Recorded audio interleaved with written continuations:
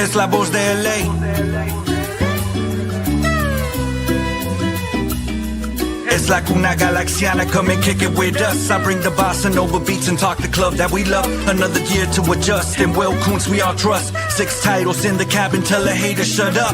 Mirar al horizonte con el cielo morado. Llegamos al estadio como siempre lo hago. Es la nueva temporada, ya cumplí 30 años. Rezándole a San Pequi que no dé al travesaño. Que repartan los balones y no sean tacaños. Que regrese el contraataque y que le hagamos daño. Un saludo para Robert, hermanos ecuatorianos. Que la táctica de Ananda nunca sean en vano. Si se trata de mi gala me levanto temprano. Ver el fur en verano, en el pasto tumbado. Siempre estoy a tu lado, en cualquier resultado. Vamos Galaxy, on top is where I gotta be. Chilling in the canopy, staging like a winery. Goles during rivalries, brew from the refinery. Only want the finer things, we letting you know.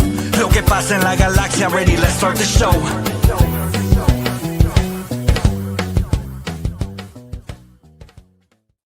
Hello, hola, and buenas, and welcome back to another episode of La Cuna Galaxiana, a podcast always made with love for all you LA Galaxy fans out there and all you international soccer fans as well.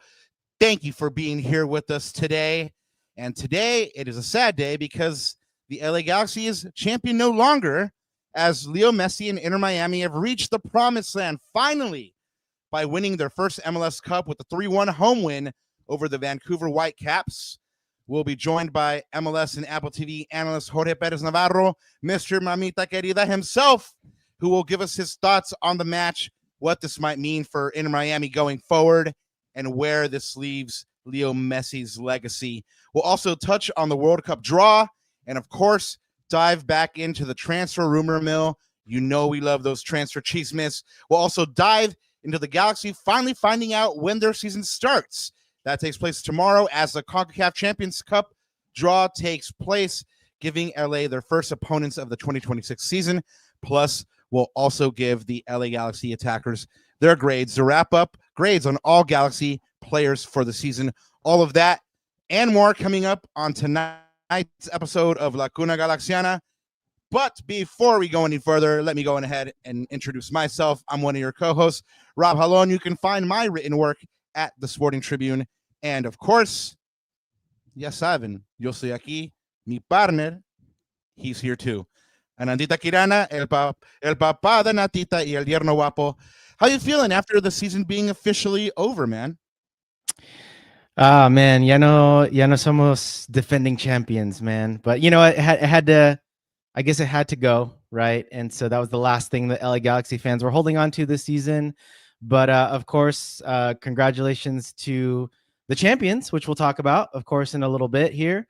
But I wanted to start off the show. We haven't done this in a while because, you know, unfortunately, desafortunadamente, the Galaxy season has been over for a little bit. But I did want to bring in La Cuna Galaxiana, typical fashion, typical style. Tradition.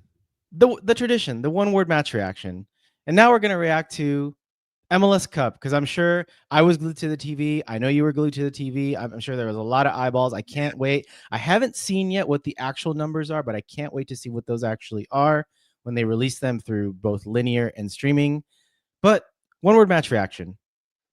What do you think? Can I give you 2 words? You could cheat. That's okay. You could cheat. I was like, que bestia, because it really is a game of inches, man. And honestly, it is a game of inches, but what wins titles is just hard work. And that's what I saw Leo Messi put in for that second Miami goal. Pick Kubas' pocket, feeds it to Paul, gets the goal, and, you know, the rest is history. But yeah, que bestia is for me, man. Yeah. Memorable final. Memorable is actually a really good word. I was going to say, like, probably 2 words for me too, like arguably lo mejor, or the best, or one of the best, Rob. Like, as a neutral, okay, like, take my LA Galaxy fan hat out for a second, and of course I'm going to think 2014, 2024, like all the LA Galaxy MLS Cup finals were the best, right? But as a neutral, I think for me personally, this is one of the most entertaining, best MLS Cup finals I've seen maybe ever. I just think the way the game panned out, it was a really, really interesting game to watch, and both teams had sort of their strengths really stuck out in this game. But as we'll talk about later, football is a game about moments, and those critical moments went to the victor in this case. Yeah, definitely. I mean, yeah, XPH has it in there in the chat. What if Vancouver double post goes in? La suerte de campeón. What is your wife always say, Papa? La suerte de campeón, right? Exactly. Conversely, what if LAFC's triple post goes in against them a couple weeks back? You know, so it is a game of inches. So we'll get into all of that. We'll go into Maestro here in just 1 second. But before we do, we want to say thank you once again to everybody in chat, everybody that's here. You guys picked a good time to drop in. We have Jorge Perez Navarro with us. He's going to be here dropping heat, dropping knowledge, dropping ball. He's been there to cover pretty much everything, so you want to stick around for this one. But if you're here, we want to say thank you. Like we said, we love you for it. Go ahead and subscribe if you're on X, on Instagram. At some point, you know, I'm not saying right now because you know you're in the show flow and stuff like that, but at some point, jump on over to YouTube, hit the subscribe. Like I always tell you, if you do, we will love you forever, and Nando will take a shot with you. You know, it just, you know, lies. But all. But go ahead and jump over now, guys. The chat is always lively. That's the thing about not being on YouTube is you can't really interact with the chat. So go over to the chat on YouTube and interact with our lovely Cunero family. Yeah, and once you're there, you have your chance to hit up those super chats. If you have something to get off your chest, if you have something important to ask Jorge, go ahead and hit it up in the super chats. And Ananda, speaking of Jorge, I think you know, it's about that time, but I want to make sure that you've covered all your bases before we say hello to him.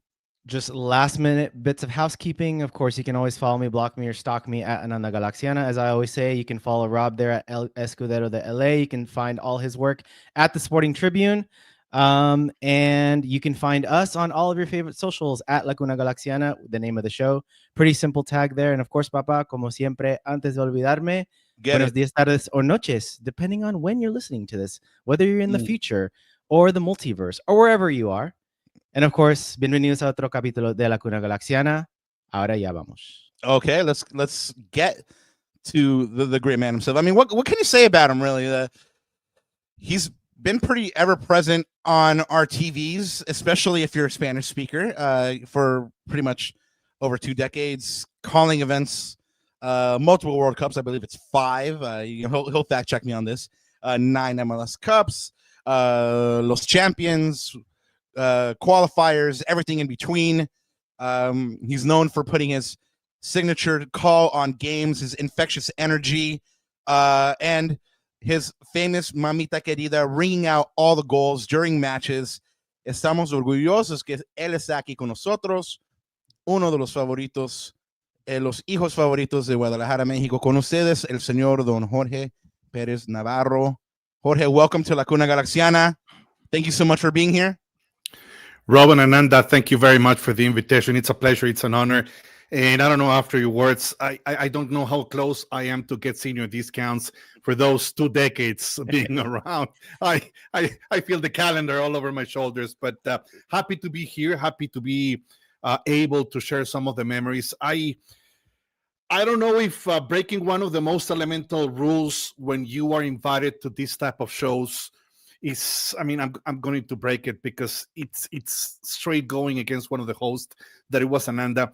I am not sure, Ananda, if Saturday's MLS Cup was one of the most exciting, because the first one that comes to my mind, it's LA against Philadelphia Union in 2022.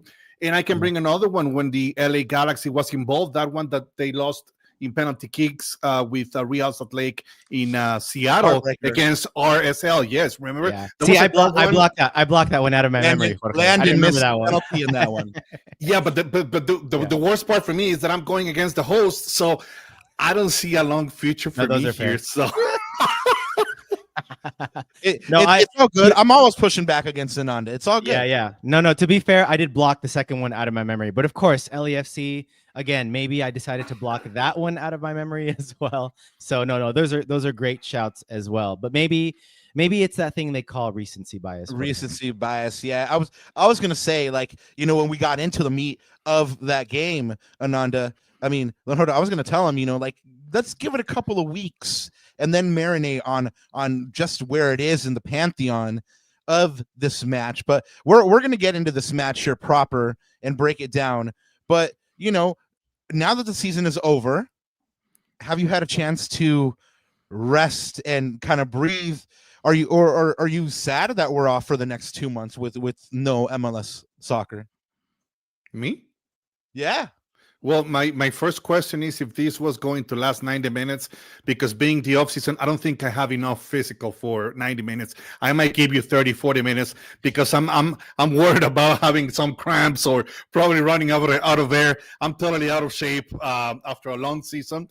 But I think it was very interesting. It was a very interesting year, a year of many changes, a year when we finally saw a project crowned as the MLS champions with Inter Miami, the team that probably has spent the most money in the last years of the whole league.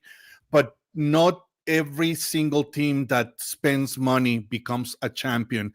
And comparing this Inter Miami from 2025 to the 2024, there are big changes. There are key moves like the ones that Mascherano received a bunch of critics, especially when he sent Oscar Ustari to the bench and also when he benched Luis Suarez. Those key two moves were incredibly successful for Inter Miami in the month of October and all the run in the playoffs until they won the MLS Cup. What Rios Novo did as a goalkeeper was incredible. 8 wins, 1 loss. He only allowed 8 goals. And Miami became an incredible attacking machine. They scored 33 without Lucho. What Tadeo Allende did, he set a new record. Monster. Exactly, 90 goals scored in the playoffs, amazing. And what about the 15 goal contributions by Lionel Messi in this playoff run? The numbers are incredible, and this is the second year that Inter Miami break offensive records, like with the points that they did under Tata Martino. It's been amazing. Finally, they got to keep the trophy. Finally, they earn the honor of being called champions. And I think that's a great motivation for you, LA Galaxy. You were mentioning, sadly, we are not named the champions anymore. But I think for 2026, that's going to be a very interesting motivation for Greg Vanney and the whole Galaxy Nation. Why not? I mean, to be the man, you have to beat the man. And how about a comeback from the Galaxy defeating Inter Miami for the trophy? I was actually going to ask you, because you've seen both these teams at their peak. Obviously, we just saw Miami win this title. Who would win, a 2024 full-strength Galaxy side or a 2025 Inter Miami side? That is very, very complicated to really analyze. I believe that one of the most important keys for the debacle of the LA Galaxy was the lack of Ricky Puig, the injury after the El Chaval put the team in the MLS Cup in 2024. It was devastating. Sadly, between injuries and the salary cap, LA Galaxy had a disastrous defense of the crown. But hey, nothing lasts forever. There are many questions in the atmosphere. It still hurts. Like, for example, seeing Dejan Joblic go to Kansas City. Marc Delgado, great season in LA, but dressed in black and gold, not in blue, gold, and white. Now, I was just prepping for tonight, and I saw a tiny little thing about Yoshida Maya might go back to Japan, which will be like another huge hole to fill, because not only his experience and his leadership, he's also the captain of the team. So that's never always easy to fill. There are many questions around the Galaxy. I think they need a proper goalkeeper, a good central defender, and outstandings number 6 and number 9.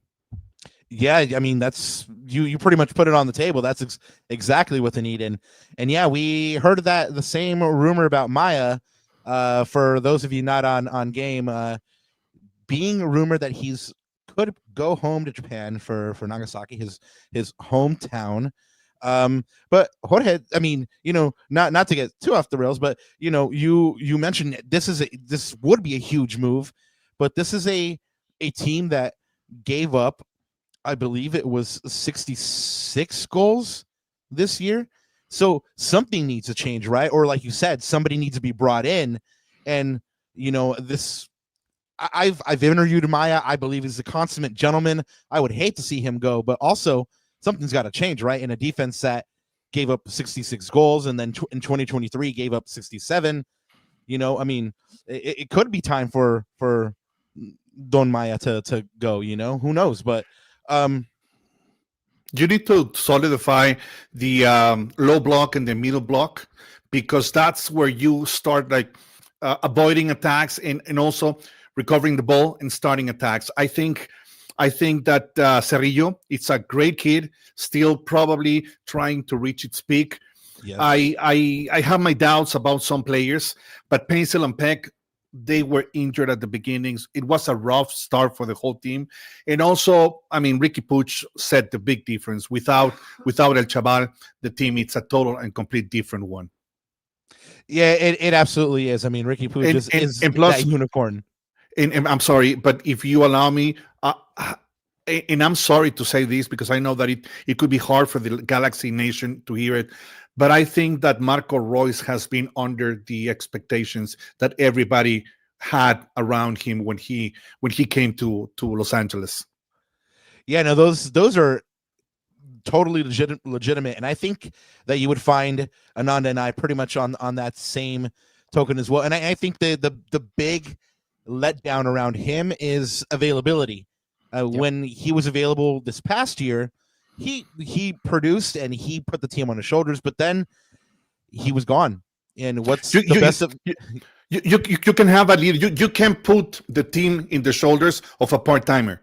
I understand the age and whatever, but I mean, if you are going to put this team in your shoulders, you need to be a full-timer, just like Ricky Puig is. He's young, he's fast, he's hungry, he's a beast in the field. You need that. You need that along the other two pieces, Puig, Peck, and Pencil, and then you just need the tip of the pyramid to finish the place, and you have again a very impressive offensive team like it was in 2024. I mean, muchachos, mira lo que pasó con Luisito, right?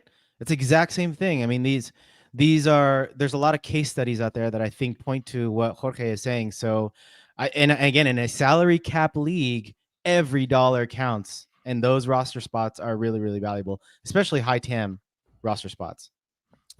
We do have a super chat from our good friend XPH executive producer Herb. He says, "Hey Rob, Ananda, buenas noches, señor Navarro. En su opinión, ¿cuáles son los top 5 de todos los tiempos de la CONCACAF? Dwight York, anyone? ¿Y dónde está la MLS comparado al resto de la liga? Al resto?" And then he includes La Liga, EPL, top 15, top 20. What do you think? Oh, wow. That's a complicated question. To begin with, 5 teams of all times in CONCACAF?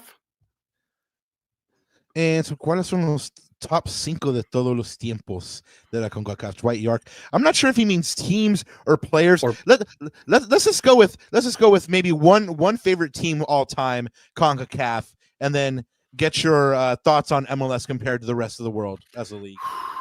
Yeah. It's a very complicated question because it depends on the year, the times. I mean, America, the Club America from Mexico played incredible in the 80s. What about the Club America of just 6 months, 12 months ago? I mean, They have been doing great things. They haven't won the CONCACAF yet. There has been like great teams. I would like to bring like the DC United and the LA Galaxy that won the tournament like late in the 90s, early in the 21st century, because those were like the pillars in this league. Alajuelense was always one of the contenders in the league. It's very, very complicated because with the times, the game has changed, the format also, the type of the teams and the leagues. I think Central America has grown a lot. They have gained an experience, especially exporting players, sending players abroad, many of them coming to the States, coming to the MLS, and they have been great additions to the league. They have done great things, and that has been reflected when they go back to their leagues or when they play for their national teams. Carrasquilla is one of them. Is the first one that comes to my mind. Carrasquilla with Panama, now with Pumas, but was an important and very key point of the midfield in Houston Dynamo. Oh yeah, no, definitely. He was a player that anytime the Galaxy faced Houston, it was Ese Carrasquilla, que jugador. It would have been great to see him on the Galaxy. We're going to switch gears here really quick. We're going to take it to our neighbors across the way here. Galaxy fans, they do something that Ananda calls hate watching. As someone that covers the league, I actually dove into this one and found it quite interesting. LAFC just announced that they hired Marc dos Santos. He's appointed the third head coach in their history. He served under the previous coaches here. He was their assistant there for 4 seasons, and he was on the inaugural staff in 2018. He has, obviously on the staff when they won the Cup, the Supporter Shield. Hasn't really had a great career as a head coach. Previously coached the Vancouver Whitecaps over 2 seasons, 22, 37, and 18 record. However, John Thorrington says that Marc understands as well as anyone what the best version of LAFC looks like, an entertaining front foot style of play grounded in ambition, intensity, and a collaborative culture that reflects who we are as a club. Jorge, coaches like Big Ann Postecoglou was mentioned at one point, former Spurs coach. Were you surprised that LAFC didn't make a bigger splash for going for a bigger name coach? That was probably what everybody was anticipating because of the size of the franchise, the market, their financial power. But many years ago, I was sharing a TV show with Antonio Mohamed. And in one of those dead times in between recordings and commercials and whatever, we were just having this informal conversation. And he told me something that stayed with me all these years. The right way to have a successful change between 2 coaches is when you keep the same philosophy, when you keep the same style. Sometimes you have like a defensive coach and then you lose him or whatever, you sack him, whatever, and you bring an offensive coach. It's a very complicated change. I think that Dos Santos knows what this roster can do, their strengths, their weaknesses, how they play, how they can give the best out of them. And I think as a following a same program or a same system, he can be probably the best inside of the organization. This goes beyond his experience. It's about knowing what you're doing and how to keep doing it right. So in that regard, you like the hire for LAFC. I mean, it's not so much underwhelming as it kind of provides that continuity and, like you said, filosofía. El mismo proyecto, como se habla de proyectos en el fútbol. O sea, Marc dos Santos has been there for that project. I think just like when they named Cherundolo, it's a very interesting bet. And I think that if they want to keep the same philosophy and game plan, I think it was the right call. Interesting, y'all, because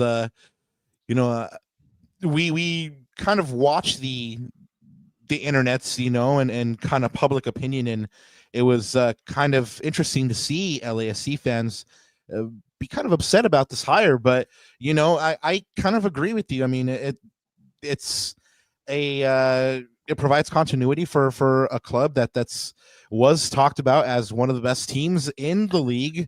So they just need that little push right there.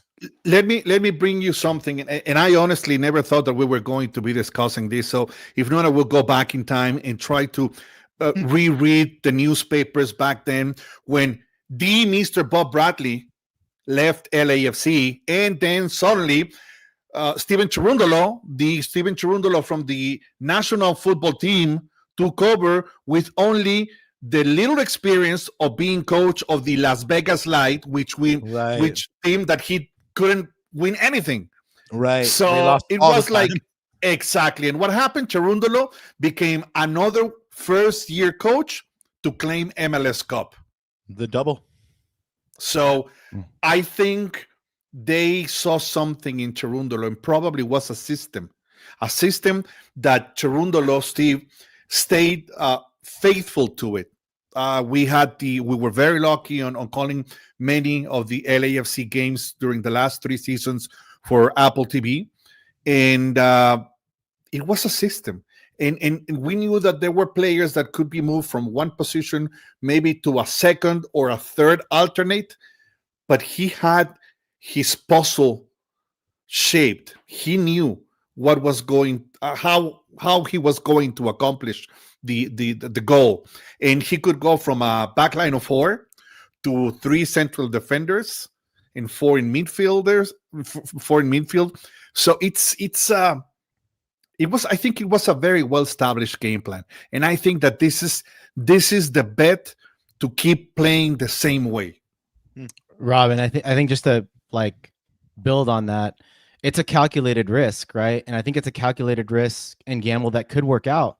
And let's look at another recent anecdote. Javier Mascherano took over a team that was coached by an ex-MLS Cup winning coach and in a winner, right? In Tata Martino. And he did not in the beginning of this season. Yeah, go ahead. Tell me the truth, Ananda. Who really makes the calls in Miami? I get it. I get it. But I mean, but he had to he's going to get the credit. He's going to get the credit. He's the 7th first-year coach that claims MLS Cup in his first year. But I mean, Messi has a lot to do because he's like I was going to say Antonella. Well, no, but Lionel is a coach in the field. Yep. We probably, all of us, saw Lucho Suarez in the technical area also calling directions during the game. So you have a bunch of experience there. And I think Mascherano took the responsibility and was willing to take the blow if things didn't work. But we made him responsible for benching Suarez and Ustari. And again, I go back to the same point. Those 2 moves were very important keys. Revitalizing, 100%. Exactly. 100%. And let me bring you 2. Rocco Rios Novo, in the first half of the MLS Cup in Saturday, he made 2 wonderful saves. One to Emmanuel Suavi, and the other one against Thomas Muller. One was at the 38th minute, and the other one was at the 41st. That could change the rest of the game because they could have finished the first half 2-1 Vancouver, and what would have happened? Yeah. I mean, we keep on talking about it. It was a game of the finest margins. And since we are talking about it now, ladies and gentlemen, if you weren't living under a rock by now, you should know that Inter Miami defeated the Vancouver Whitecaps 3-1. Miami, powered by goals by DePaul and Allende, and unfortunately, Pobre Ocampo with the own goal to open the scoring for Miami. Of course, the GOAT doing GOAT things, Lionel Messi with 2 assists. He wins the MLS Cup MVP. For owner David Beckham, he is now the first player and owner to be the champion and win MLS Cup. And it's, of course, the first MLS Cup for Miami. And it's the final game for Busquets and Alba and Chase Stadium to boot. And now Alba and Busquets ride off into the sunset as champions. And perhaps, according to what we hear out of Uruguay, with Luisito Suarez potentially going back to Nacional, could be his swan song as well. Now that we see, we have the benefit of 24 hours to reflect on everything, or more than 24 hours, actually. Jorge, since we saw this game of margins, like you said, it could have been 2-1 there in the first half. Is this a fair result? Or can Vancouver consider themselves unlucky to lose this match? Ananda was asking you at the beginning of this podcast that to define with one word what was MLS Cup on Saturday. To me, one word: fair. It was fair. Vancouver Whitecaps made 2 mistakes. One was the own goal by Ediero Campo, and the other one was the ball that Cubas lost against Messi. Assist, goal by Rodrigo de Paul. Those were the only 2 mistakes. The 3-1 was Miami taking advantage of the desperation and the sense of urgency of a team that had less and less and less time trying to score the goal to tie and probably keep the game going. So that to me, it's just one of those things that happen when conditions are set on the field. But the 2-1 were came out of the two only mistakes made by Vancouver. They were the dominating team. They won the possession. They kept the ball. They created opportunities. But again, it's not only the two saves by Rios Novo. What about the double post from Emmanuel Sabi at minute 61? I mean, that could have been also the 2-1. Yeah, Exactly. Yep. Those fine margins, right? Like you're mentioning when Sabi hits the post, that comes just 2 minutes after Ali Ahmed scores the game tying goal. Miami's on the ropes. They're very much hurting in this moment. Vancouver is bossing the match. Sabi hits both posts, and then in the clash to win the ball, he hits the post again. And what would have happened if this goes in? There was one game that made me doubt how deep could Inter Miami go in the playoffs, and that was close to the end of the regular season when Chicago Fire went to Fort Lauderdale, and they not only defeated Miami at home, they destroyed Miami at home, because when Miami tied the game, and let's go back in time and consider that Chicago Fire was playing to try to get one of the spots for the wild card. So they were playing for their own life, for their own future. And they, instead of trying to keep a point, save face and save 1 point, they kept going forward. And they scored 3 and 4 and then 5. Again, the fifth was one of those things like the 3-1 from Miami against Vancouver, playing against the desperation and the sense of urgency of a team under the score. I think that the Whitecaps had a historic season. They score a record of points for their history. They reached the CONCACAF Champions Cup final. Sadly, another big defeat. I mean, historic seasons in their careers of Yohei Takaoka, Tristan Blackmon, who was the defender of the year, Sebastian Berhalter, Brian White, and the coach, Jesper Sorensen, who was among the candidates for coach of the year. We can add the addition of Thomas Muller. But to me, the key for the second half of the Whitecaps that could have been like something in favor of the Whitecaps in MLS Cup was the departure of Pedro Vite Uca, who went to Mexico. Yes. That guy, I believe that the hole that he left in midfield for the Whitecaps was never fully covered. Yeah. I don't disagree with that. I mean, Jorge Vite is Ecuatoriano, so am I. I've watched him a lot, and he's a fine player. And you're right. He left a glaring hole that, they did passably enough to kind of paper over. But that partnership between Vite and Berhalter was something that was working quite nicely, and they went and messed it on up, right? So like we've mentioned, this one was a game of margins, but Miami has that post to thank for everything. Like you mentioned, they take advantage of that desperation in the last couple moments to make it 3-1. Allende gets another goal, but this one was incredible, because this one was Jordi Alba's last kick of professional football to find who else? His old mate, Leo Messi, who brings it down on his chest. Y de volea, de una, se la pasa Allende. Allende, of course, puts it away. Messi usually performs these kind of things on the field, Jorge. But, this one in particular, this game in particular, turned on that heads-up defensive play by Messi, like you said, to pick Cubas's pocket, right? When you saw a Leo Messi who kind of gets criticism that que ya no corre, que he doesn't play defense, this and that. When you saw him do that, what did it say to you about Messi and how badly he wanted this trophy? I don't think it's about wanting a trophy. I think it's the competitiveness on a guy who loves playing the sport at each time closer to 40 years old. And he doesn't like losing. But he's also a very he is probably an icon of what sportsmanship is. It's really weird that through all these years, how many times we have seen Messi like losing everything? 1, 2, 3 times maybe in an over 20-year career. It's amazing. I think that we should appreciate Lionel, not only for what he does in the field, but the leadership of how he plays the game, how he approaches to it. The big difference between last year and this year is that Lionel was healthy by the end of the season. And not only that, the sacrifice.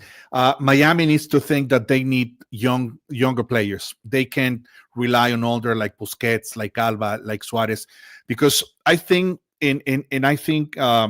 Argentina demonstrated that in 2022. You need 10 workers to play with Messi. Yep. And those workers need to be young, needs to be fast, needs to fight physically. And Messi will do the best, but Messi can define the game with one touch, two touches. Exactly. Yep. Set pieces. I mean, you have him there. And we know what's coming. Messi on the right, going to the middle, to the inside, boom. He has done it for 20-some years, and nobody has been able to stop him. Because no one's been able to figure it out. Exactly. Because, I mean, despite that this became like the Jordan age in the early 90s, that he was so good that I was like asking for somebody to become the counterpart that at the end happened to be Cristiano Ronaldo. There's no doubt that Messi was born like that. And he has like I'm gonna bring, and probably this is gonna be kind of dumb for me, but I'm gonna bring the Man of Steel movie to the conversation. When Kevin Costner, the father, used to tell Henry Cavill, the Clark Kent, is what you're gonna do with your powers. You can do good, you can do bad. What are you gonna do? It's exactly what Lionel has done. He has a talent. He was born like that. He's different. What was he going to do? Look at this. Look what he gave us. And also, it's a role model of the field. I mean, when have we heard something? He's a father. He's a husband. Right. He's a good guy. You see the videos in Miami that they even stop him at the supermarket. The superstar going to the supermarket and posing for pictures and signing stuff at the supermarket. I mean, that's leadership. He's humble. That to me, that's real leadership. That goes beyond the pitch. That's when I bow to him, because not everybody does that, and that makes him even better for me, to my eyes. On Saturday, he played soccer. It's not always about scoring 5, 6, 7 goals. That's not about the game. You have to know how to play the game, and that means. And I had this conversation with Marcelo Balboa in one of our last podcasts. Cello. Shout out, Cello. I mean, look at that, my friend. Oh, yeah, he's been here with us as well. Hey, that's a class jersey. Well, that's the August 16 Retro. piece of collection, the one that was retired. Now number 17 is retired with the Colorado Rapids. It was a great date, and we were lucky to be with him. Great guy, great player, super legend. We were talking about just because I was talking to Marcelo. Please rewind a little bit and remind me where was I going with this, because I just got in the. August 16 was so you understand to me. August 16 was a very emotional day for all of us. I know Marcelo since probably 25 years, and we have been around the world working and sharing for probably 20. And see what how he has worked so hard, and being there at that moment when his name has been retired, and you know all the stories, how hard it was for him to start with his parents in all those parrilladas at the Balboa residence, with all the things that happened. It's one of the most important moments for me personally in the 2025 year. So I'm sorry, I just got deviated from the topic. No.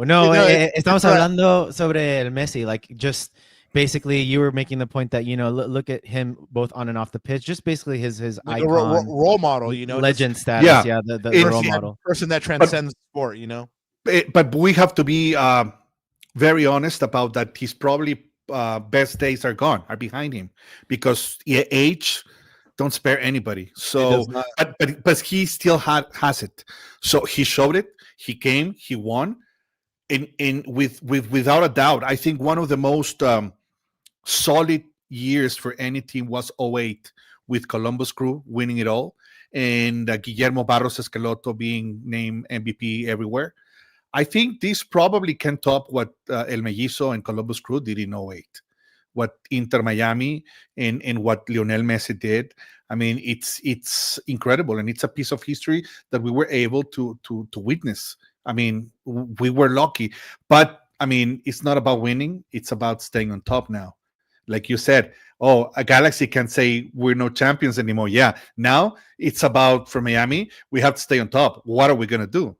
Exactly. Okay, that was a great lead into what I'm sure, Rob, you're shaking your head thinking about the same thing, and so thinking about that, going down that line of thinking for a second. I mean, they have MLS Cup. Could CCC be next? I mean, what does this mean, or can this signal a new era, Messi 3.0, a new dynasty for Inter Miami and for Jorge Mas and Beckham to just build a powerhouse over the next few years? Allende's a beast. Helveti's a beast. Yeah. Segovia's a beast. I mean, they're starting to assemble that young core around them that you were talking about. And you're missing one name that probably will take over from Lionel, and it's Rodrigo De Paul. Yeah. I mean, he could be the icon. He could be the anchor to lead that team of young guns, to be that team of hungry wolves trying to become a dynasty, because you also need those youngsters, those kids that are hungry, that will run, that will fight, that will be there for you. Yeah. The recruiting. I mean, I'm going to be definitely up looking at the news in terms of their recruiting strategy is going to be very interesting. But we do know this: it's not hard to recruit guys to play with Leo Messi and the Inter Miami team in a brand new stadium that I'm sure is going to be fantastic for the Inter Miami fans next year.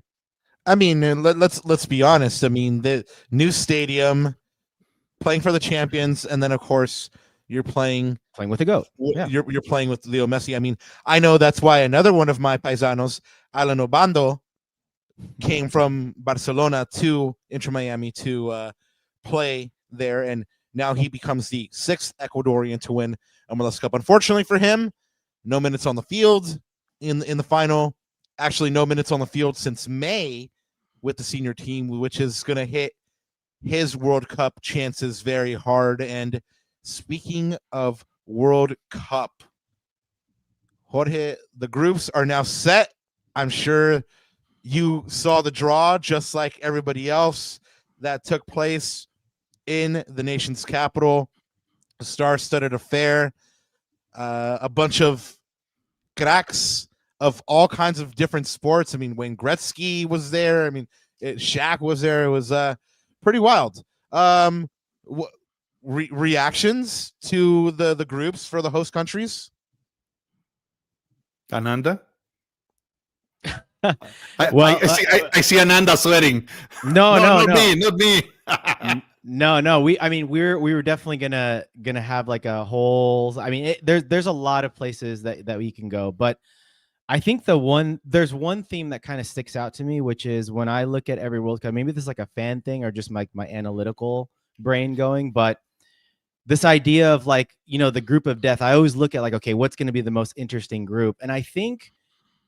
I've been reading and hearing and seeing a lot of opinions on both sides of this, but I think the expansion of the group set, to 12 groups now, and the inclusion of more teams, I think it makes it interesting. Like in terms of, does this kind of water down the tournament a little bit? Does it create groups with maybe less interest in the groupings? I mean, I look at a group like Group G. You've got Iran, who, I don't know, like they, I don't know how many fans are actually going to be cheering for them because, their fans aren't allowed in the stadium. A team like New Zealand, Egypt. Tons, though. Tons. That's right. Here in Los Angeles, but there's a ton of Iranians, That's exactly right. And that's why they purposely staged it in LA for those 2 games. But then you've got Egypt, who is a one-man team, and that one man just hasn't been in form this year in the Premier League at all in Egypt. And then you've got Belgium, which is basically the tail end of the golden generation. So, and then you look at it, is like, is there really a group of death in this? And when you look at all the groups, And so I don't know, like I'm still caught in two minds, but that was the first thing I thought about was like, okay, I look at the groups. How much intrigue is there going to be in the groups, or is it going to play out as it normally does? That's my question mark, and that's again, I'm still caught in between two minds, but that's something I'm thinking about. Remember how I told you guys that one of the rules that when you're a guest in these type of shows, you shouldn't break, like going Push back. Post. This is what we're here for. Well, I think I'm going to stay here longer because I agree with Ananda. Hey, there you go. No, my point. I totally agree. I think that the amount of 48 kind of like weakens a draw in the groups. I mean, it was hard to find. If you ask me about the death groups, I don't see one like a death group per se. Maybe the three more competitive groups would be Group I, France, Senegal, the qualifier 2, and Norway. Because France and Norway will always be probably groups to be taken in consideration. Plus, you add the African factor of Senegal, and one of them probably will stay behind. Then you have Portugal in Group K, the qualifier 1, Uzbekistan, and Colombia. That could be another group. Yeah. And the Group L between England, Croatia, Ghana, and Panama. Again, 2 Europeans and 1 African. And Ghana has a pretty interesting resume through the years. So, I mean, nothing against Panama. I mean, I would be delighted to see the Panamanians advancing. I think that in Groups A, B, and D, for the 3 host nations, Mexico, South Africa, Republic of Korea, and UEFA D. I think it's a tough group, but I believe that Mexico has to go through. I mean, to me, because they're playing at home, they have to advance. So yeah, that was actually going to be my next question for you. Like, well, what you thought of Mexico's group? So you've already said they need to advance. No, they have to. They don't need, and we have to be very clear in the rhetoric, because they need. It's like, oh my God, and we're gonna put the little saints all over the kitchen bar and light the candles, and I mean, no, they have to advance because they're playing their World Cup at home. It's an obligation. Right. I mean, I believe that one of the things is that we in Mexico they need to have like a winning mentality. I mean, so, this thing about like, oh, we need to, or oh, I hope we can. No, we have to. We are going to. Question for you.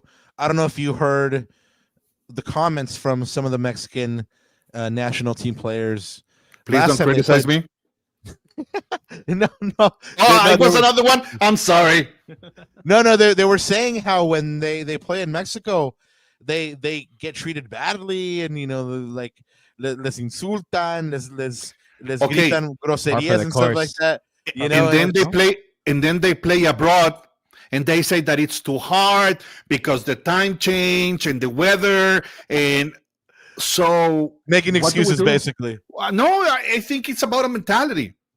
If you get criticized, well, take it like a man and just play like a man. No sexist comment, please. I mean, it's not a sexist thing. One of my favorite TV commercials is Play Like a Girl, and it was a very interesting and amazing commercial of girls playing soccer, like going after legs and ankles and knees, and they just got back on their feet and kept playing. I mean, it was one of my favorite commercials. But I mean, just play hard. I mean, it's what. When I was a kid, we all had dreams. Some of those who had like athletic skills, they dream on playing like a World Cup or a Super Bowl or a World Series. You dream playing this type of scenarios, these type of competitions. Right. So why now that you make a living, a very good living, that you got to go and see the world and be an icon, have fans and everything, how come now you become so susceptible of being criticized, or because people are not cheering for me? I mean, this is a winner's stand. I mean, I don't care. I'm gonna keep playing hard, and if I lose today, I'm gonna go and work harder to get the win next time. One of the personalities involved in the draw on Friday was Tom Brady, and Tom Brady says it. Tom Brady says it. It's not about the wins; it's about the losses. The losses made me be better. That's how winners talk. There was a video of Roger Federer about some very interesting stats of him. Despite that, Djokovic has won more Grand Slams, and even Rafa Nadal. I think after seeing way back until Nastase and Connors in tennis back in the 70s, I think Roger Federer has been the best tennis player, at least in the last 50, 60 years. But he said it was not about the tournaments that I won. It was about those points that I lost, that I have to come back and say, it was just 1 point. I have to win the next. That's a winner's mentality. It's not like, oh my God, I just go into a hole and I don't come back from it because, oh my God, I lost and people are booing me. I mean, it's a winner's mentality. And it's a token of maturity and to be hungry. Yeah, no, absolutely. Well, I mean, you heard Don Jorge, get your act together, get it together. You have to go through to the next round. Everybody knows the favorites, basically, right? I mean, you have your Argentinas, your Frances, España. Ananda's favorite, Spain. Speaking of mentality, that's one for me to watch personally, is how Lamine Yamal is going to step up to the plate. This is his first World Cup. I mean, he announced himself to the world in the last Euros, but now let's see how he steps up to the plate. Talking about mentality, 100%. Jorge, for you, who is the tournament favorite? I think we're going to be around the same as Ananda mentioned, but you know what calls my attention is that in that first list that Ananda brought to the conversation, Brazil wasn't in it. I come from a generation that the first one in the list was Brazil, always, everybody's. And they have a great coach with Carleto Ancelotti. Yeah. Now, the question is, they are coached by a non-Brazilian coach for the first time.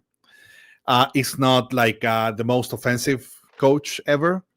And let's be honest, the Jogo Bonito probably is dead since soccer players became athletes and tactics took over. Everybody attack, everybody defend. Brazil lost its number one spot around the world. So now it's not even a part of the equation. Yeah, and that calls my attention because it's the change of times. It's the change of a generation now to see if Brazil probably wins another one. How about Italy? Italy was also one of the main contenders, and now they can even make the World Cup. Yep. Wow. Yeah, and it's a brave new world for, the country of my parents' birth, Ecuador, who are considered one of the dark horses of the tournament. I mean, it's arguably their golden generation. I never thought that I would see the day where I would see most of those players in Europe, and like what we talked about as potentially a dark horse favorite for the World Cup. I mean, crazy times we live in, Jorge. Well, but let's be honest, Rob, and I'm sorry to interrupt you. I mean, probably mentioning, I never thought seeing Ecuador playing a World Cup, it sounds way much more complicated for me, considering seeing Curacao or Cabo Verde playing a World Cup. Yeah. Absolutely. And that's kind of what Ananda was talking about, no disrespect to those nations, but the expanded field makes it so that you have first-time nations like New Caledonia and Curacao and, you guys mentioned a while ago New Zealand. And New Zealand inherited the place in Oceania from Australia that moved to Asia to have a more competitive level, because Australia used to qualify every single World Cup representing that continent. Now it's New Zealand, the one that comes from that part of the world, and Australia plays for a spot with the Asian nations. Well, that's that. It's not the fault of the New Zealanders. It's not the fault of the Australians, but we have open spots to make these like to make it more globally. Could that be like the right way to put it? More globally, to involve more nations. But the problem is, I come from a World Cup of 16 when I was a kid. Wow. Now it's 48. When you had, I mean, when it was 16, you really had to be somebody to play in a World Cup. Right. Yep. And then it started growing and growing and growing. And now we are 48, and you see nations that I can bet my right hands. There are even writers and analysts that can put those islands in a map. Yeah, definitely. I could not tell you where Suriname is, like, if I had to point it on the map right now. And shames me to say, but it's true. And that's why it waters down the groups. I mean, in every group, you're going to have one pushover, at least one pushover team. It's like, okay, guaranteed 2-3-0, right? Maybe 2 in some cases. And that's kind of where like the watered down point comes in. So again, it'll be interesting. I'm the kind of person that I try not to knock it too much, and I just accept it, and I make my conclusions and my judgments as it goes. Because you know what? I said a very similar thing about like Club World Cup, this and that, and then I enjoyed the Club World Cup this year. So I'm not going to knock it too much until I see it, to be fair. Yeah, but honestly, I think that a Club World Cup, it's a different type of tournament than the national teams World Cup. It's where you're supposed to have the best of the best playing. And I think that to win your conference and representing a league involve more different factors than when you are qualifying between national teams. To me, it's different. That's fair. Yeah, no, absolutely. I was puzzled because you mentioned that you grew up when it was 16, and I always remember it being 32. So it just goes to show, I mean, here goes the senior discounts again. Well, no, I was just gonna say it's Rob, you like, walked into that one. And no, I was gonna say it's kind of perception, right? Because you have true. Young kids right now that they're gonna get their imagination captured with their first World Cup, and they're gonna always remember a World Cup with 48 teams. Whereas we're like, this is watered down. For them, it's gonna be new and glorious. It's XPH says it started in 90 with 24 teams. I didn't know that. XPH, our resident historian as well over here. Yeah, no, it's interesting. Like you mentioned, these teams like Brazil who are not favorites anymore. Italy that is, not automatically guaranteed to be there anymore. And you look at this and you say, is this truly going to be the biggest World Cup like Infantino says, or do you think on some level it'll be a little bit of a letdown? I think that's a story that we're about to find out. Only time will tell. It's like in 02 when we went from 24 to 32, there was also a big question mark. But now going from 32 to 48, and no disrespect again, but when you're bringing to the equation to play like the most important tournament ever in soccer history, and you're going to bring countries that don't even have a professional league. Yeah. I mean, are we? I know that they deserve to be there because they qualified according to the rules. It's totally fair, but we have to be honest. When we size the strengths and the skills and the quality of a team which roster is worth, I don't know, $500 million, whatever. And the other one are like teachers and musicians and taxi drivers. Yeah. And again, it's not disrespectful. It's reality. We have all done qualifiers that some of the national players are amateurs, that they have a daily job and then they go and play. They can hardly practice because they don't have a facility. Sometimes they don't even have like a national stadium. It's true, but I mean, it's also a process of growing up, developing, trying to make the sport more accessible to everybody, and to involve every nation. They have to see their own playing tournament, which it is okay. I hope. Yeah. I only hope, because I remember. I'm sorry. I don't know if you guys were born in 1982. 84. Around that time. Yeah. Okay. That time was the big Mexico failure in the qualifier in Honduras in 81. So they failed to make Spain 82, and it was El Salvador and Honduras, the qualified teams representing CONCACAF, and it wasn't pretty. It wasn't pretty, and there was like a lot of faith and great expectations from the Central American nations. And again, I mean, a very beautiful, played with pride. a very beautiful story becomes a tragedy, a sports tragedy. Yeah, I mean, I just hope for one Cinderella story that will, kind of capture somebody's imagination, kind of a la Iceland in the Euros a couple years ago. That would be fun. Don Jorge, we have one question for you, and then we'll let you go. We've kept you way longer than we had intended to, so thank you so much. You've been very gracious. Yeah, really with your good time. conversation. Yep. We have a super chat here from Crazy Brain, and we're going to take it back to MLS Cup. And he asks you, did Miami's emotional celebrations show they truly respected winning MLS Cup, even though many of their players have already earned bigger titles? I think that everybody is entitled to celebrate the way they want. It's an expression. We don't know how hard has been for each player the whole year. The MLS is one of the longest and more complicated seasons all over the world. We start in February, we finish in December. Yeah, we have to travel a lot. You have to go through many time changes, weather changes. It's some of the things that people don't consider when they talk American soccer.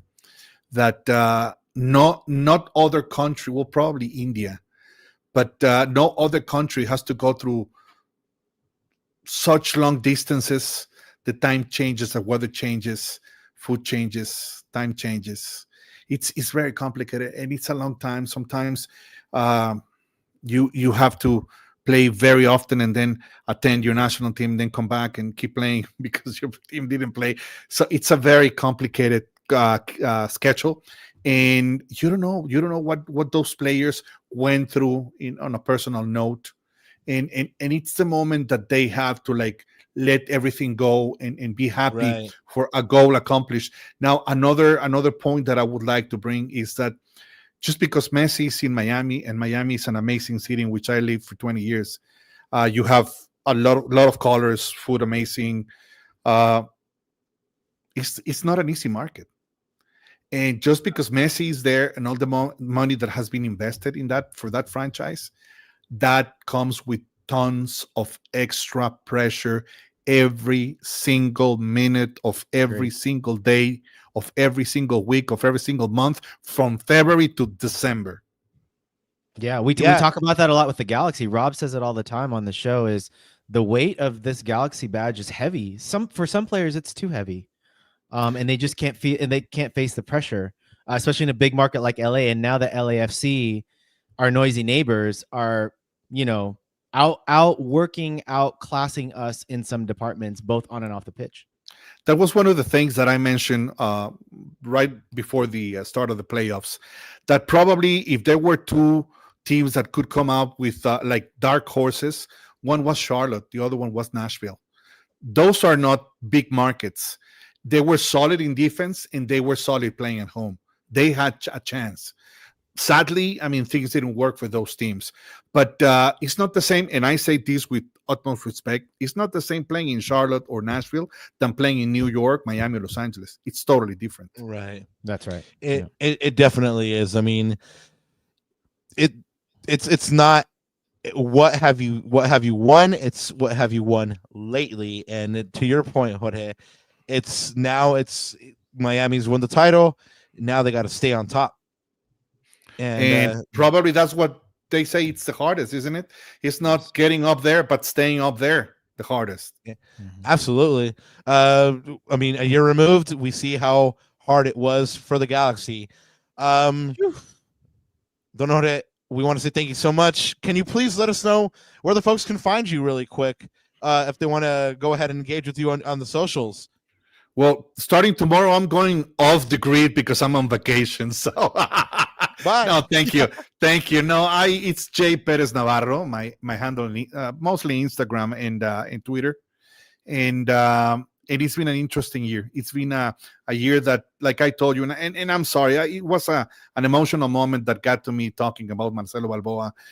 It's a great guy. One of those stories that you really have to work harder than all of the rest to earn what you have. And you also know that in the world of soccer or football, it's not common for your number to be retired. So I think that is like an outstanding show of a proof of respect and an admiration to a very important icon of the pillars in which MLS is set.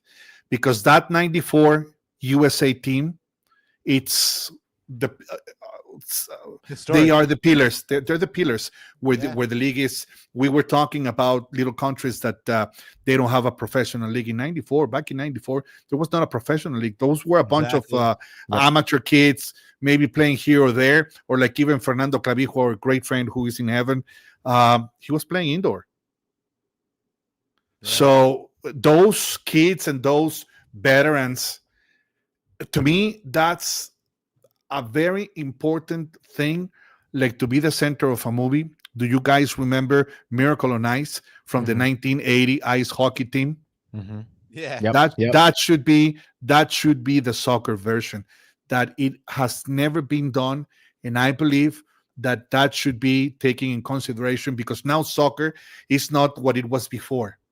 For posterity and for those people that still keep criticizing the league, I don't see leagues in Spain, England, Italy, France, whatever, whichever league you want to see, that they have to compete against the NFL, MLB, NBA, NHL. Those are the top leagues in each different sport category. They don't have to compete against them. Right. So we do here in MLS have to go against the top leagues in the world of the other sports. And that's a big thing. In 30 years, they have developed a structure, dealerships. They have brought players. They have started to win some tournaments. They still need more silverware. They need still to go to CONCACAF and bring more trophies. Win a couple and go out exactly, because that will put them in the map. But like Messi, to me, is Beckham 2.0. Beckham in 07 was like the first chapter. Messi is the second chapter. And maybe we can add Son Heung-min there. I know that it's going to be painful for you guys, but Son Heung-min. And I wouldn't go far with El Chaval, with Ricky Puig. The difference is that Ricky is still very young. Yes.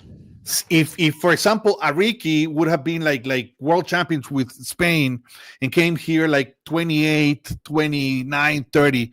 Oh, okay, that's in the same category. Now, there hasn't been as a mediatic player as Beckham in 07, as Messi is right now in 2023, 2024, 2025. That counts. I remember when Beckham had to ask for some permission to go away from the team because Queen Elizabeth invited him to a special event in Buckingham Palace, and David was in line with all the other aristocrats and very important people, and they were asking him about him, and he was talking about MLS. Major League Soccer was in Buckingham Palace, and you have no idea what that made for the league and the benefit. And for the first time, the world stopped for a while and turned their eyes to MLS and said, "Oh, okay, there's that league now." Messi, I mean, it's everything goes step by step.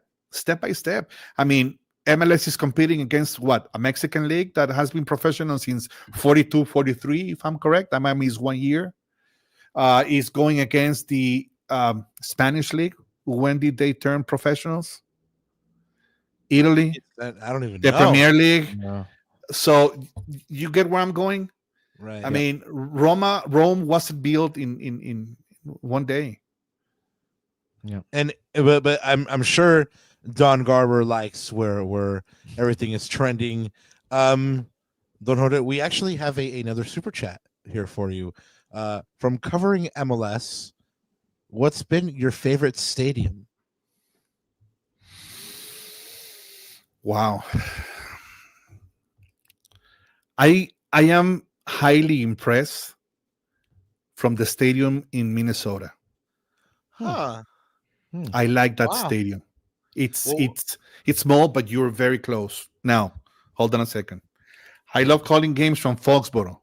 That stadium is amazing, but it's a big one. So is Seattle. Great stadiums. Now, you want to feel the story, you have to go to Portland. Portland, for those who like baseball, is like playing and calling games from Fenway in Boston. Mhm. I'm very intrigued about the new stadium in Miami. Yep. Because Same. apparently it's a super project. And it's not only that, but I'm very intrigued because it's just across the street from the airport, and it's such a complicated area to get there. So I really want to see how it is to get to the stadium or to get to the airport, Oh my because the exit is going to be the same from the freeway. Rob, SoFi 2.0, Rob. Well, I was gonna say San Jose's is like that too. I mean, San Jose is a very nice place because you see the planes landing.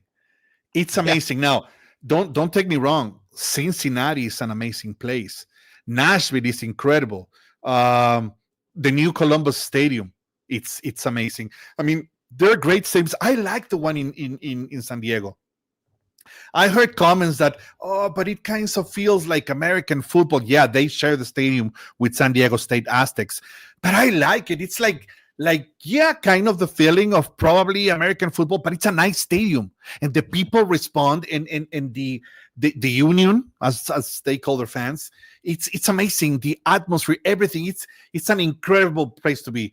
I'm not going to leave both of the Los Angeles stadiums out of the list because to begin with, and I always miss the this sponsorship that you have, Dignity, Dignity right? Health. Yeah. Okay. Dignity Health. It's one of the originals, like soccer specific stadiums, along with the one in Frisco that is being rebuilt now. From those days, the one in Commerce City, Colorado, for the Colorado Rapids, and the other one in Bridgeview, Illinois, for Chicago Fire. That now Chicago Fire is going to get another new stadium that apparently is going to be incredible, like the one New York City is building right now. Yeah, I mean, I tell Ananda all the time that we need to go do the stadium tour. I've been to about half of them now. Ananda says he doesn't want to travel anymore because every time he sees the Galaxy away, they lose. So you know what? Let me. I'm sorry to interrupt you, but let me add you something, but let me just find the information so I don't miss this one, because we spoke a lot about Vancouver Whitecaps, about the great season that they had and how they lost the MLS Cup game, but through the year, apparently there has been this version that the team could be sell or moved moved. Right. I saw a list this morning about the cities that are like monitoring the situation about Vancouver, and are very interesting markets: Detroit, Phoenix, Las Vegas, Sacramento, Indianapolis, and Edmonton. It's 5 American possibilities against 1 Canadian. Edmonton is interesting. Interesting. To Yeah. me, I don't know- I to don't me, know Las to this Vegas, Las Vegas is very interesting because Las Oh Vegas yeah, is positioning like a top market for sports. You have the Yep. Raiders; they're building an impressive stadium for the Athletics. And can you imagine bringing a soccer franchise for Las Vegas? yeah. It would be gangbusters, and then you'd have all the California teams plus, that Nevada team having a little. And I hope that if they A make bit it of through, rivalry. Yep. I hope that if they make it through, they finally accept my proposition because when the Raiders move, I suggested the Las Vegas Sinners. They didn't like it. They kept the Raiders. So I would love to call a game with the Las Vegas Sinners. Yeah, my family, a lot of them are huge Raider fans, so I'm gonna have to run that by them. What they would have thought if the Raiders had been called the Las Vegas Sinners. We did mention the Galaxy, so we'll leave you here with the super chat. Don Jorge. Any free agents realistically you guys see for the Galaxy? You did mention the Galaxy's needs. They are many: a center back, a 6, a striker. I think you even mentioned a goalkeeper. But I think they need a solid, experienced goalkeeper. Remember that they changed. McCarthy started and then left. I mean, Yes. I think you need a solid goalkeeper. there you have it, Adam. We need a goalkeeper. There was talk today. Shout out Galaxy Buzz. Talk of Cardiff City's Ethan Horvath potentially being on the Galaxy's list of people to bring in, but they face a little competition from a couple other MLS clubs to do so. Yeah, I mean, it's no secret that the Galaxy need to improve their defense. They have an offense to envy, especially with Ricky Pooch coming back, but that defense needs work. We want to say thank you so much for being here with us. Please come back anytime. Open invitation. You know where we're at. Ya sabes dónde estamos. Papá, la próxima vez tenemos que invitar los dos, Jorge y Chelo. Man, Vamos a durar 3 días haciendo el podcast. Oh, that'd be so great though. And whenever you're here in Los Angeles, of course, I'm sure you have your favorite food spots, but we'd love to take you out for a taco or two. Thank you very much. I really appreciate it. Indeed, we love being in Los Angeles. The league puts us in a hotel, very cozy, very nice hotel in Manhattan Beach. So we love every morning walking towards the beach. It's like a 2.5 mile walk, and then we do our circuit, and then we finished at a very traditional place over there, which is our favorite. I'm not gonna say that it's called Uncle Bob. You didn't say it. You didn't say No, it. no. But yeah. if you're around, it's a place. It's like a diner. But it's a very traditional place. It's not like the fancy place. It's a place to stop by, enjoy just a good meal. You can walk to the beach and just spend a great morning. It's a very nice area, and that's for us on game day.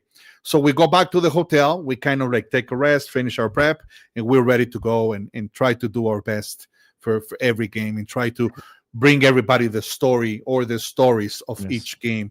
That with time, the background of stories becomes longer and larger. And I'm very blessed and I'm very thankful with this league. I've been able to call games since 2007. So I live, I breathe, I sweat this league. And even my kid, he was born in 2006. So my first year was a year after he was born. And on a personal note, when his mom and I divorced, the very first tour that he traveled with me, one of those tours that we used to do, calling games, we stopped in Portland, and I told him, this is going to be a very unique experience for you because this is a very unique soccer place for you to attend your very first game. And he became a Timber fan. He loved the place. He loved the atmosphere. Wow.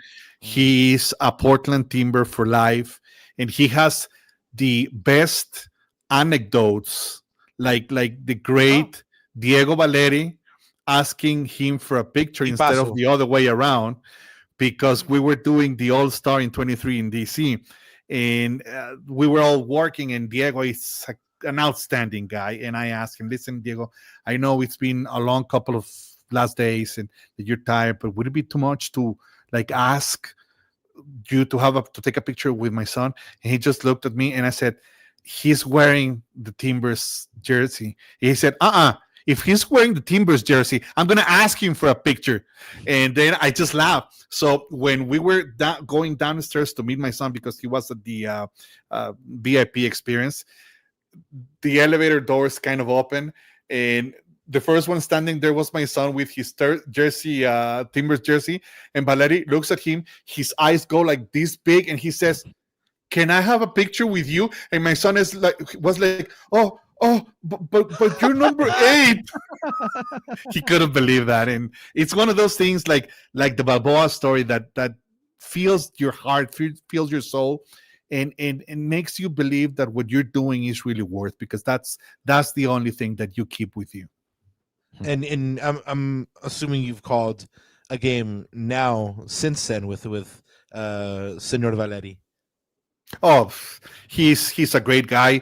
Very interesting career from the field to the microphone, and it's not easy. It's never easy for those that think that being an analyst in any sport it's easy. No, it's not. You have to deal with a bunch of things. Plus, you have to explain everything easy for everybody to be able to understand it. Plus, you have to do it in a very short span of time. So it's not easy. Yeah, I mean, Ananda's our stats guy and analyst. And I mean, he has to put up with me. Yeah, you just described my job description on this show, and putting up with Rob. So there you go. Yeah, and me talking this much. So imagine. I'm sorry, guys. I mean, no. You talked about blessings and being having the honor. We are blessed and honored to have you, Jorge, on the show today. So thank you so much. Muchas gracias por tu tiempo. Yeah, man. No, like I said, open invitation. Thank you. We appreciate it. Anytime that you guys need, I mean, it's been my honor. And I think we already recorded like the month of December, January, and part of February, right? With all the time that we have spent in this. Yeah, I'm going to split this up into 5 different videos, and we're going to, release it in part 1, part 2, all the way to 5. Yeah, so I'll tell Chelo that maybe for March we'll be back. Yeah, stay tuned for more, guys. No, muchas gracias. Stay tuned for when Chelo and Jorge come back, y'all. Thank you. We will. Gracias. Thank you. Happy holidays. Merry Christmas. All the best. You too. Merry Christmas. Igualmente. Buenas noches. Thank you. Take care. Bye-bye. So y'all heard a wide-ranging conversation with Don Jorge here. I mean, he talked to us about a bunch of different stuff across the league, MLS Cup, the Galaxy's needs. I mean, he talked to us about one of our favorites here on this show, Don Chelo Balboa, who, if you're listening at some point, you definitely gotta come back. But we'll go ahead and tell you guys a couple of things before we let you go. We know it's been a little bit longer one than normal here, but we do have a couple more things to tell you about, and then we will tell you what we have for the rest of December. Guys, taking it really quick back to the World Cup draw. Ananda, I'm sure if you saw this like I did, really, if you did not watch the first hour, that was okay, because nothing really happened. There was a couple performances. Reporters and media claimed that the process to enter was really, really hard, atrocious. Some even said they were in the snow. Of course, with the president being there was the Secret Service to deal with, so that was a little harder as well. And of course, speaking of the president, he was given the FIFA Peace Prize by FIFA President Gianni Infantino, telling him, "This is your prize. This is your peace prize, Donald." Also saying, in recognition for his exceptional and extraordinary actions to bring peace around the world. Ananda, I could talk about this one for like. I know. I just want to bring the graphic up so that I flashed it, and I'm going to take it off. There you go. So that I could go on and on and on about this I'm one. I'm just gonna give you my quick. I think Tom Bogert, the Stash, aka Gambit with the good hair, said it best, where he had to apologize on behalf of all Americans of basically what happened. So that happened. I'm going to you kicked it to the stash. Get me with the good hair for yours. I got really angry, and when I get angry, I start being able to use words intelligently. And you start being petty, yeah. And you start being petty. Yeah, and I start being really petty. So, a gentleman by the name of Craig Foster wrote his missive, and he basically says this: world football should be embarrassed and outraged that the game of the world that everyone plays in all corners of the planet has been used to promote a human rights abuser currently extrajudicially killing Venezuelans who play our game, locking up immigrants and vilifying all manner of cultures and faiths who play our game, fighting and arming genocide in Palestine who play our game. This award further stains the reputation of Infantino, FIFA, and places football as an enabler of Trump attacks on international law, multilateral systems, on justice and accountability. Football once stopped wars. Today, it promotes the worst crimes against humanity. It's a shameful day for the beautiful game. And I think that kind of sums up more succinctly what I ever could. But once that farce was over, we had Maya Yoshida get some airtime here, looking the dapper gentleman like he is. We did bring him up already in this podcast. Rumors that he might be going back home to Japan. After this historic draw with an expanded field, we found out that the first game of this tournament will be Mexico versus South Africa at the historic Estadio Azteca on Thursday, June 11th at 12 p.m. Pacific. Don Jorge was talking about Mexico having to get through to the next round. Well, they have a pretty decent draw, and they play twice in Mexico City and once in Guadalajara, so they're at home. Canada will be the second host nation to kick off their tournament. That'll be in Toronto on Friday, June 12th at noon. And they'll be playing once in Toronto, twice in Vancouver, in the soon-to-be maybe vacated BC place. Who knows? The USA will open their World Cup against Paraguay in LA on Friday, June 12th at 6 p.m. They will play in LA twice, Seattle once. Seattle will be sandwiched between those LA dates. And Leo Mordecai says, Big Leo, what up? With his super chat says, you beat me to the Whitecap situation. Yes, we just kind of referenced that as well. The whole VC place thing is kind of troubling. One of their elected officials said it's more important to keep the Whitecaps in Vancouver than having a successful World Cup. So that just gives you a kind of a gauge on that one. But he also says, any free agent stars that would possibly come to the Galaxy this season? Yes, Ananda? Can I say that we are definitely going to have more on this, and maybe this is a good topic for a upcoming show that we may or may not have. And Rob, I'll leave it to you in your discretion how we're going to tease that. But we will have a show dedicated to this at some point in the very near future. So, but there are definitely some free agent stars. I think like officially offseason began for all 30 MLS teams, right? As of Sunday. So I think we are going to see a lot of rumors, and I think silly season is going to start for sure. But yeah, I mean, Leo, we talked about a lot of it or a few of this on the last couple shows, right? I mean, you've got free agent stars that are out there. Just a matter of whether they can come to the Galaxy, whether the Galaxy have room for them in their team structure, and that's going to be the big question. Yeah, and like Ananda says, we will get all into that. Really quickly, back with the World Cup. We've already kind of covered a Group A with Mexico, South Africa, South Korea in the winter playoff D.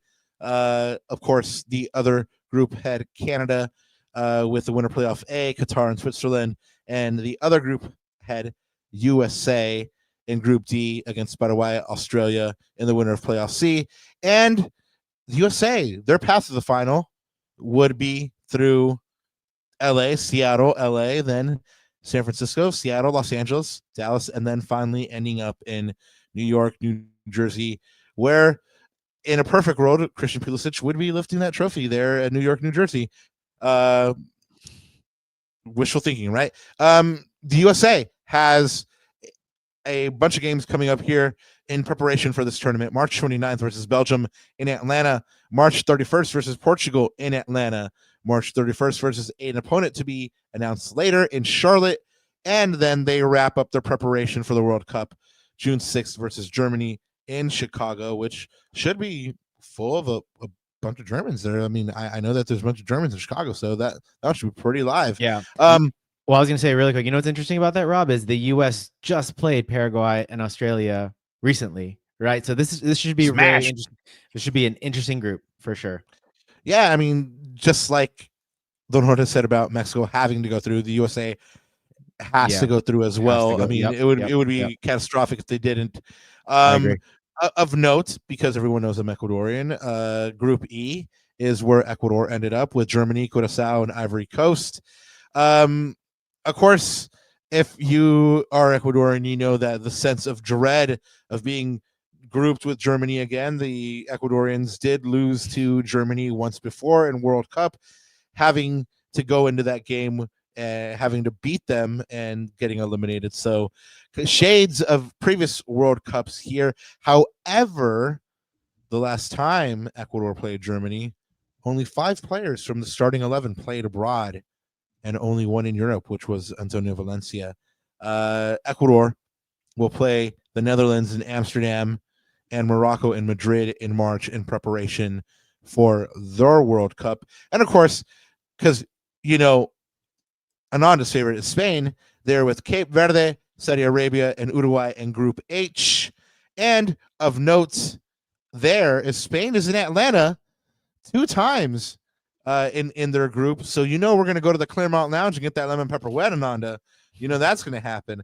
And of course, Ghana is in Group L with England, Croatia, and Panama. And of course, that means Joey Paintsill, blessings to him. He will be playing, hopefully, against England, Croatia, and Panama for Ghana. If you weren't lucky enough to see your favorite matches or your favorite teams, LA still has 8 matches for you to choose from. Besides that first USA match, or rather 7 besides that first USA match: Iran versus New Zealand, Switzerland versus to be determined, Belgium versus Iran, USA versus to be determined, 2 round of 32 matches, and 1 quarterfinal match. There is now a poll that Amazon ran, Ananda, that puts Norway as a favorite dark horse over Ecuador, Morocco, and Senegal. Of note, here in this World Cup, each game will pause for 3 minutes in the middle of each half for a hydration break, effectively splitting the match into quarters. So congratulations, FIFA. You just Americanized a soccer match. Of course, the final will take place on July 19th at 12 p.m. Pacific. And Ananda, that's pretty much it for the World Cup. And let's take it home here with a couple shout outs here. Guys, we're going to go ahead and bring you player grades for attackers at a different moment. We already kind of talked to you guys about Maya Yoshida and Ethan Horvath. You know, we always talk about the Galaxy. When they mess up, we call them on it. When they do good, we call it out as well. They were recently honored with the 2025 Marissa Coliano Community Impact Club of the Year Award. A couple of the highlights that caused them to get this award are 800 plus hours volunteered by Galaxy players, staff, and alumni, $2 million in monetary and in-kind donations to LA community and support for programs of inclusion, health, and education, 4,000 pounds of recyclables redeemed, 56 organizations amplified and supported through collaborative efforts, and over 5,000 youth served through youth development programming. I mean, you gotta say it. I mean, proof was in the pudding. Congratulations to the LA Galaxy Foundation and the Galaxy for doing the work in the community. Now let's kick it up just another notch. I know you got it in you. The 3rd annual futsal tournament, co-hosted by Jalen Neal, the LA Galaxy Foundation, the city of Lakewood, is coming up on December 20th. That's the 20th and the 21st at Palms Park in Lakewood. Go ahead and look on Jalen's socials for more information about that tournament. There are 4 age divisions for play here. Boys have 9 through 12, 13 through 16, and 17 and up, and the girls have 10 through 13. Go ahead and check out Jalen Neal's socials for more info. You have the Lars and ACB Christmas parties happening on December 13th. Lars kicks off at 5 p.m. Hit your favorite Lars are up for more details. And the ACB party goes from 7 p.m. to 12 a.m. at Downey Brewing Co. All G's are welcome. The Blue, White, and Gold pop-up is happening Sunday, December 14th from 12 to 5 at Common Space Brewery. Some of your favorites will be there. I know some of my favorites were going to be there. Unique Fettuccine, show yourself. I want to know who you are. But, of course, some of your favorites are going to be there, like I mentioned, and your supporter groups will be there as well. Other G events coming up, the Blue, White, and Gold that we just mentioned, G's Run LA at Absolution Brewing on 12/27, and the Quasar Golf Club Masters on 1/2. And now we get into some more official news here in the league. MLS dates of note. I think Ananda mentioned it. Wednesday, free agency opens Wednesday at 7 a.m. Pacific. And then Thursday, you have the re-entry draft. And then as we speak right now, less than 24 hours from now, the official Champions Cup draw happens at 4 p.m. Pacific time. To give you an update of how that's going down, the 27 club field for the Champions Cup. And you can catch this on CONCACAF's official YouTube channel. 8 clubs will be preceded in the first 2 rounds of the competition, as well as the distribution of the other 19 clubs across 2 pots. That has now been confirmed. The teams that have buys into the round of 16, Toluca, Inter Miami, Seattle, Alajuelense, and Mount Pleasant FA. For round 1, the 3 highest ranked clubs, Cruz Azul, Tigres, and Club America, will be preceded into a round 1 bracket position. And then the remaining 19 clubs, one of which the Galaxy is, will be distributed into the 2 club pots. The Galaxy, as one of the 19 teams that will be distributed into those club pots, rounded up in pot 1, where the 8 best ranked clubs find themselves. Among the others, Vancouver Whitecaps, LAFC, Monterrey, the Union, FC Cincinnati, Nashville, and Pumas. And then you have pot 2. This draw, as we mentioned, will happen at 4 p.m. tomorrow. We'll find out when the Galaxy will have their first match of the season. It could happen as soon as February 3rd. It could happen as soon as February 17th. We'll find out tomorrow. We will go ahead and bring you all the news as we can. Ananda, anything else to add before we get on out of here? I just need a moment to process that interview with Jorge, man. He was just dropping absolute just fire. Knowledge. And it was one of those things that, there's this, there's like one of those like after dark moments, I guess. But I remember like the saying that my abuelo used to tell me, which is like, God created us with 2 ears and just 1 mouth, right?